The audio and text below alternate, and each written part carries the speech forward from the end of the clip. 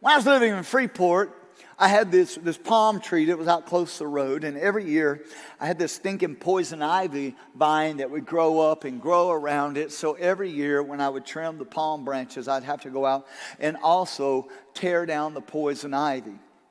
And I'm not allergic to it, so it's no big deal. But you know what I did find out? If you burn poison ivy and the smoke goes into the air and somebody drives through the smoke and they are allergic to poison ivy, they break out with poison ivy. So my sin was impacting somebody else, though I thought I wasn't allergic to it. Well, I had a neighbor. His name was Harry. It really was. And great guy. And he walks over one day and he asked me, he said, "What are you doing?" And he always called me son. And I said, "Well, I'm cutting down this poison ivy again and pulling it out of my palm tree so it doesn't kill my palm tree." And he said, "You know, I've watched you do this for about 3 or 4 years now." I said, "Yes, sir, that stupid thing just keeps growing back." He says, "It's going to keep growing back until you get down to the root of it and dig it out." And I'm like, well, you know, I never thought of that. And, you know, he came fully equipped. He brought a shovel. And so I thought he was about to help me.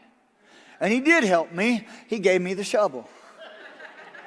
And he watched and he oversaw the whole project, because I learned earlier in his life, before he was retired, he was in the management business.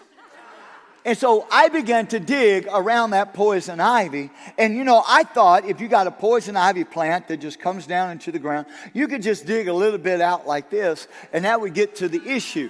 I was digging. I thought we were going to pull up the whole tree. He made me dig a big old hole around there, go deep until we got every root of that poison ivy out. And he says, "You're going to have to work at it now, but I promise you this time next year, you won't be pulling branches off that's trying to kill your palm tree." See, you have to understand, Jesus doesn't want to deal simply with the fruit of the issue.